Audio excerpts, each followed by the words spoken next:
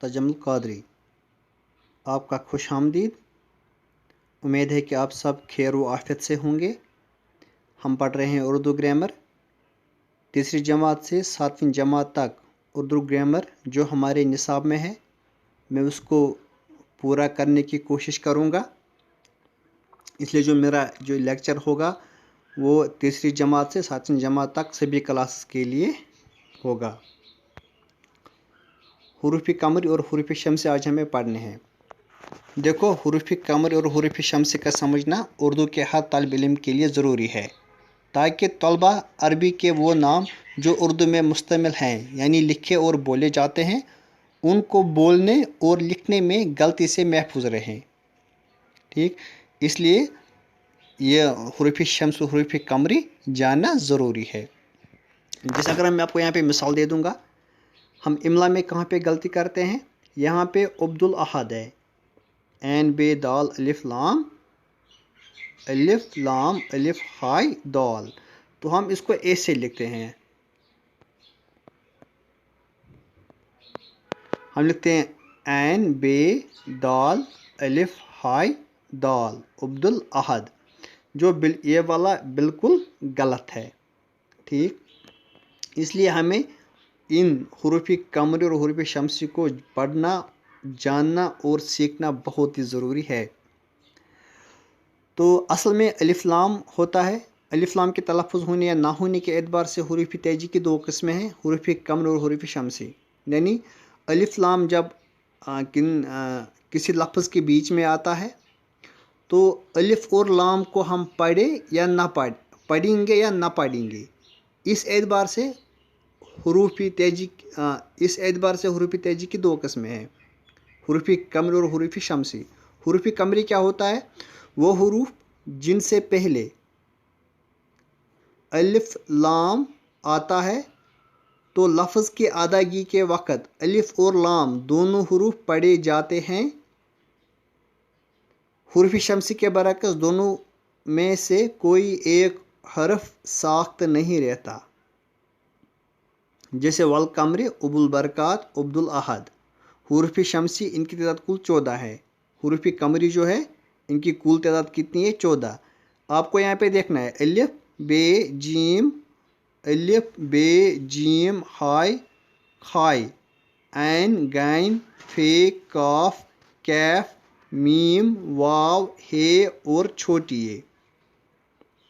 ٹھیک، یہ 14 حروف جو ہیں، جب بھی یہ الف اور لام کے بعد آئیں گے یا ان سے پہلے الف، ان 14 حروف میں سے کسی حروف سے پہلے الف اور لام آتا ہے تو وہاں پہ ہمیں الف اور لام دونوں پڑھنے ہیں، وہاں پہ کوئی بھی حرف ساخت نہیں رہے گا، دونوں حروفوں کو ہمیں ادا کرنا ہے۔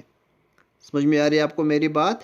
جیسا کہ حروف شمسی میں ہم ابھی پڑھیں گے، وہاں پہ ایک حرف ساخت رہتا ہے، لیکن یہاں پہ الف اور لام میں سے کوئی بھی حرف ساخت نہیں رہتا ہے، بلکہ ہمیں دونوں حروف کو ادا کرنا پڑتا ہے۔ جیسے یہاں پہ والقمر،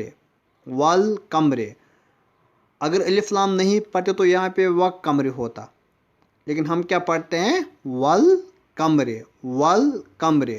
یہاں پہ الف لام ادا ہوتا ہے۔ ابول برکات، یہاں پہ الف لام پڑھتے ہیں۔ عبد الاحد، یہاں پہ بھی ہم الف لام پڑھتے ہیں۔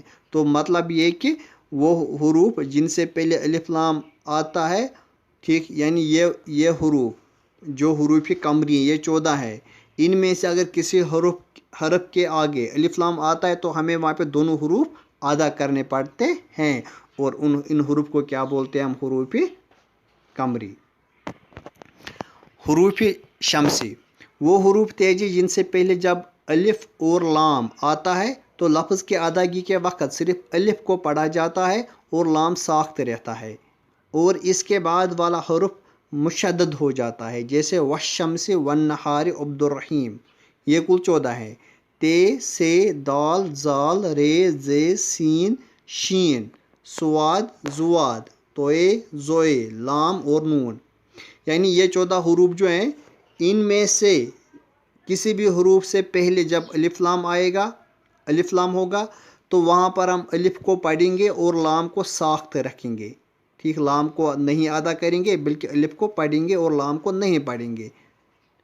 اور جو یہ جو حروف ہے جو الف اور لام کے بعد آتے ہیں ان پہ مشدد لگ جاتی ہے، یہ مشدد ہو جاتے ہیں.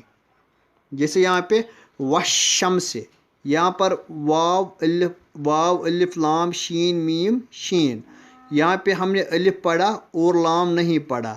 والشمس، اور یہ جو شین ہے یہ مشدد ہوا، اس پہ تشدید لگ گئی.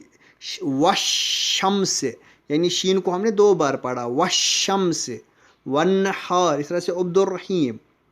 ٹھیک، تو آپ کو دوبارہ سمجھا دیں گے کہ یہ جو حروف شمسی ہے، تے سے دال، زال رے زے، سین شین سواد زواد، توئے زوئے، لام اور نون، ان سے پہلے جب الف لام آئے گا تو ہمیں لام کو ساخت کرنا ہے اور الف کو پڑھنا ہے.